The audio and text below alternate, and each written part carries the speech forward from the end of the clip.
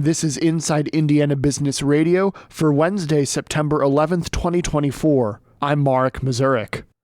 Evansville business leader Wayne Kinney and his family are making a $6 million donation to the University of Southern Indiana's College of Nursing and Health Professions. To recognize the gift, the university said Wednesday that the college will be named after Kinney. Kinney is also a USI alumnus and served on the USI Board of Trustees and the USI Foundation Board of Directors. The university said the money will be used to address the greatest needs of the college. That includes student scholarships, equipment and technology upgrades, faculty development opportunities, and health initiatives. Kinney founded Evansville-based Innovative Consulting Group, which specializes in healthcare IT services at hospitals across the country. He and his wife Beth sold the company in 2023. Wednesday's announcement is the latest investment in health education at USI. It follows a $1.5 million federal funding award for the Southwest Indiana Area Health Education Center. Construction on a 2-year, $48 million upgrade to Four Winds Field in downtown South Bend is now underway. At a groundbreaking event Tuesday, South Bend Cubs owner Andrew Berlin and city officials celebrated the groundbreaking, saying the improvements should draw even more fans to the stadium in the coming years. It's going to take 2 off seasons to do the work. We're going to do a lot of the work this off season. We'll be ready to play baseball in April, but the work that we'll have to do still will have to be on the second level and then a little bit outside the stadium as well for the building. We're a 5-story building we're building in the left field corner. Following the expansion, seating in the stadium is expected to exceed 10,000. The project includes a second deck with additional seating and suites, a new party deck, a new kids area in left field, an updated Pepsi Club on the second level, and more kitchens. With the larger stadium and the new facilities, Berlin anticipates drawing larger, non-sporting crowds to the upgraded venue. Musical acts such as Pitbull and Snoop Dogg have performed at Four Winds Field in the past.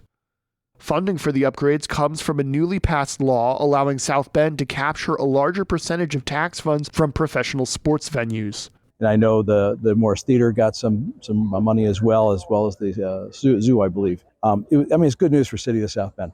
I mean, all of the assets, all the wonderful things that are going on that bring culture, bring crowds, bring great experiences in the city, all got some funding through this legislation. So it was really good news. From the #1 source for Indiana business news, this is Inside Indiana Business Radio. Indiana, your bold future starts here. IBJ Media, Inside Indiana Business, and the Indiana Economic Development Corporation invite you to the Engage Indiana series, presented by CareSource, Indiana University, and Old National Bank. With an unrelenting focus on growing Indiana's economy, our Engage Indiana events take place in every region of the state. Discover when we'll be in your area at ibj.com/engage. Indiana University Kokomo held a grand opening Tuesday for a multi-use building that officials hope will have an impact beyond campus. The new Innovation Hall includes a variety of student spaces such as a multicultural center, an esports arena, and other study spaces. But the hall also features a technology studio, a business analytics lab, and space for the Key Center for Innovation. Innovation Hall received funding from the first iteration of READY grants. Indiana Secretary of Commerce David Rosenberg was on hand to cut the ribbon, and he said Innovation Hall is a type of shared space between community and not-for-profits that READY was meant to foster. The hall is located in the west wing of the Kelly Student Center on IU Kokomo's campus. The Monroe Circuit Court denied a motion Wednesday morning for a permanent injunction against Indiana's near-total ban on abortion. The ACLU of Indiana initially filed the lawsuit challenging the state's abortion ban in September of 2022, shortly after the law was passed. The ACLU of Indiana targeted the portions of the law that were related to the life or health exception and the elimination of abortion clinics, claiming they violated the Indiana Constitution. Special Judge Kelsey Hanlon wrote in the order that the plaintiffs hadn't shown that the new law, quote, materially burdens the rights of any specific patient or well-defined class of patients to access constitutionally protected abortion care. The University of Notre Dame will inaugurate Reverend Robert Dowd as the school's 18th president on Friday at the Purcell Pavilion on the South Bend campus. A Michigan City native, Dowd was elected for the role late last year and took office in June. The inauguration ceremony is part of a 2-day celebration of Dowd's new role.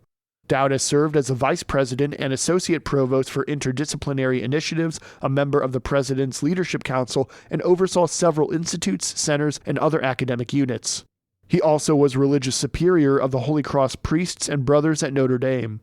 As the university's 18th president, Dowd is just the fourth person to serve as president in the last 70 years.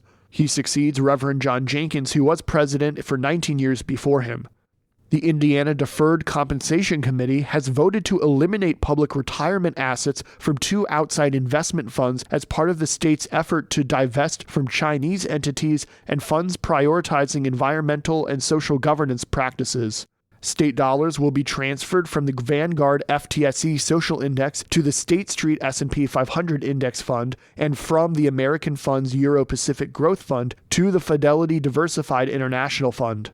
State Comptroller Elise Nyeshala said the Vanguard Fund was focused on ESG investments and the American Funds Fund had 4% exposure to Chinese entities. The committee that oversees state employees' retirement funds voted August 15th at its quarterly meeting to move its money stowed in those funds.